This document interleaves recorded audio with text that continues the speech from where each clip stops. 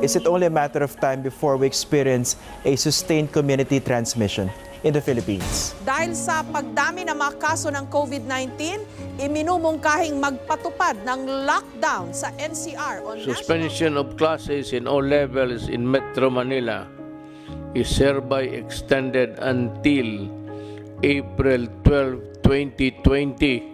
When we heard about the announcement that classes would be suspended for a week, we were very ecstatic, but then little did we know that it would plunge us into a year, almost 2 years of so many misfortunes and irreversible tragedies and forms of injustices.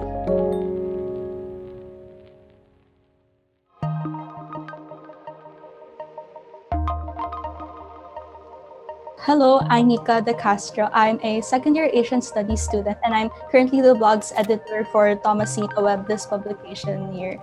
Recently, I've been painting, but since I ran out of supplies, I resort to writing as well, editing articles, and just reading books during my free time.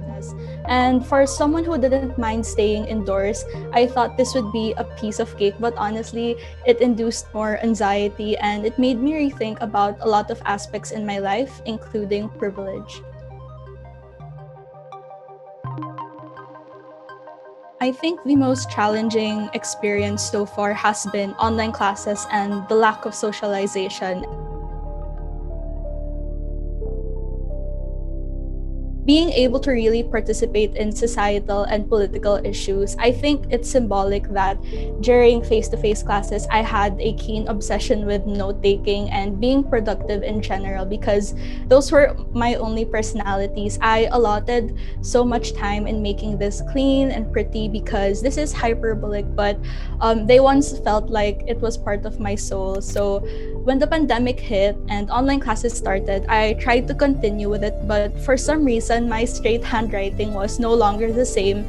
Squiggly lines only appeared, like super tamad talaga ako. But then I needed to continue this whether I liked it or not because reviewing through a screen was not really effective for me and because of my eye strain. Then midway, my binders, notebooks began to collect dust underneath my drawers. Then I found myself screenshotting slides na lang, dumping them on my desktop, then compiling PDFs, then memorizing terms on a screen. Despite the subjects being trimmed down, I have lost this huge source of motivation, and I thought I would be consistent with it since I feared the consequences of not being productive anymore.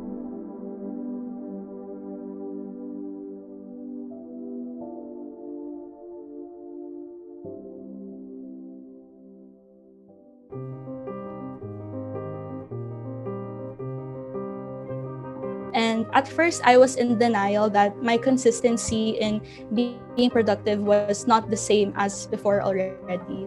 When I saw myself breaking down numerous times during online classes, I thought this was it. I'm not used to this. And is it maybe a factor to that was because I don't take notes as much anymore. So I really felt myself slip into very unfortunate feelings and emotions. And I would deny all of those things because it wasn't positive enough. And that was a very toxic trait. And I was glad I was able to deconstruct that already.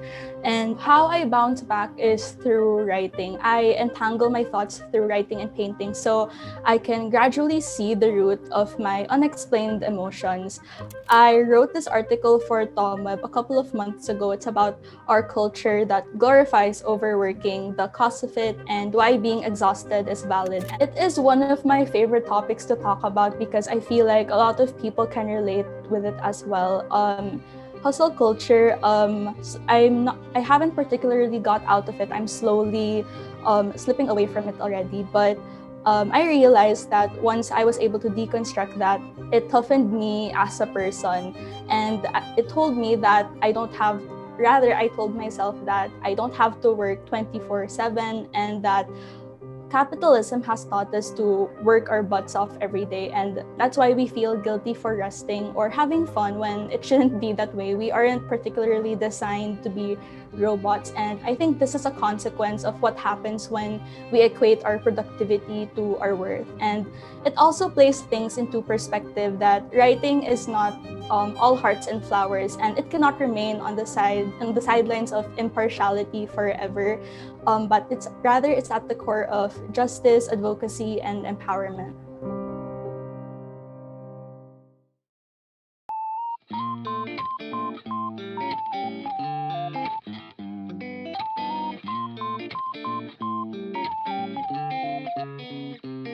It pulled me back into the light by reminding myself why I write in the first place, and that how our personal stories can be connected with others for social criticism.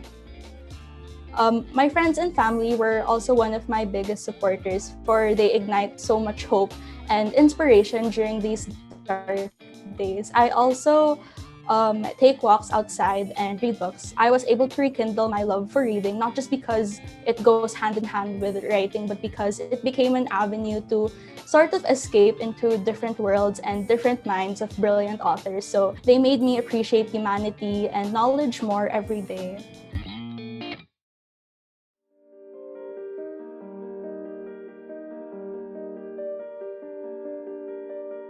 Goes a lot of ways, but I think it definitely began when during the start of 2021, I was able to read a lot of articles regarding feminism, third wave feminism, and I arrived at the concept of performative feminism, and I saw how I was complicit in engaging in that type of feminism. So I wanted to read more about that and how I can break free from that, and I was able to lace my thoughts and my words into paper more. And when I was able to analyze and dissect these sociological concepts, that's when I had so many topics aligned for not just feminism, but parang it prompted the start of numerous topics connected with feminism, society, culture, and media.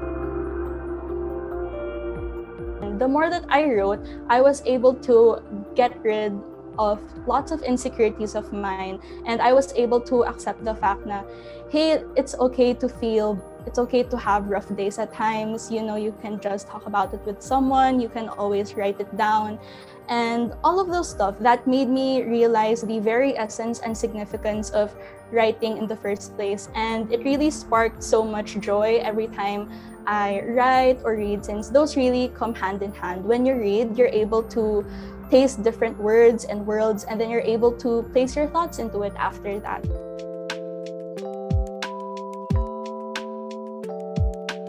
I think this would change my outlook in the future by always studying myself, different people around me, and people I look up to. And it's fine if our principles and ideas change, especially when presented with facts. And I realized that being open-minded is a very significant part of living. And the more we keep questioning and criticizing and analyzing things, then all our individual efforts would go to its worth of trying to understand why things happen, and that it's okay if bad things happen, but then we can always get back up.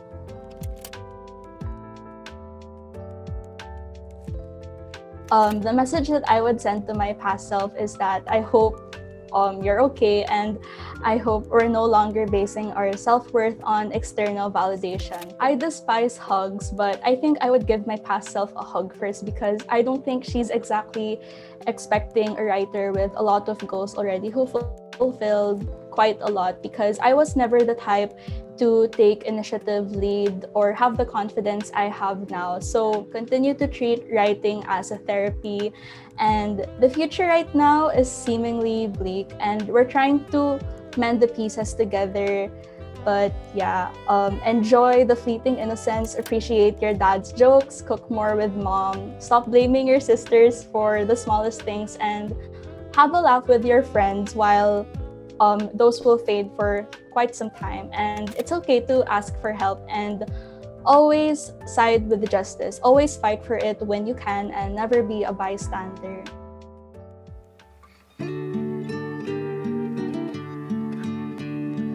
I hope that people would appreciate writing, reading, and journalism more. But I also hope that we're able to get past what impedes press freedom and censorship. Enjoy the big and mundane things in life. Write about those, think about those, and see how others can connect with your stories as well. It's also okay to fall down and get back up again the next day. It's also okay to be exhausted, and you should never treat this as some sort of medal or badge. And a lot of things that inspire and empower you to do things for love and justice will get past this if we stand up together, and I'm rooting for you. Kaya natin to.